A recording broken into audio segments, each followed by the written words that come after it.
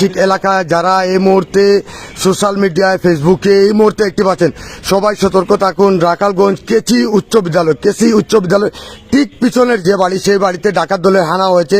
সেখানে অলরেডি আমাদের সাংবাদিক টিম আছে, পুলিশ প্রশাসন চলে গিয়েছে এবং তাদেরকে দাওয়া করছে স্থানীয় এলাকার লোকজন। ইতিমধ্যে সিলেট সহ রাখালগঞ্জ, জাপা, দৌলতপুর, লক্ষ্মীপাশা সহ আংশিক এলাকার অনেক লোকজন ইতিমধ্যে জড়ো হয়েছে সেই বাড়িতে এবং বিভিন্ন এলাকায় অনুমান করা হচ্ছে যে ডাকাত দল ইতিমধ্যে প্রবেশ করছে।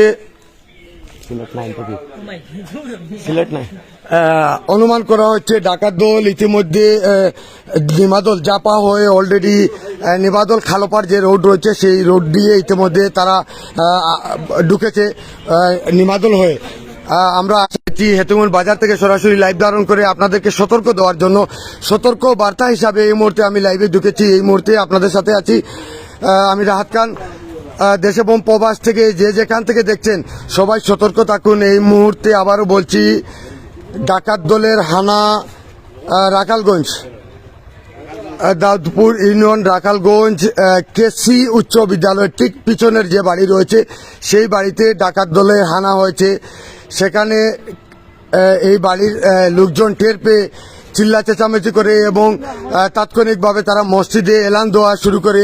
তাৎক্ষণিকভাবে এলাকার লোকজন সেখানে ভিড় জমা এবং আশেপাশে সব মসজিদে এলান শুরু হয়। তাৎক্ষণিকভাবে তারা সেখান থেকে পালিয়ে আসে।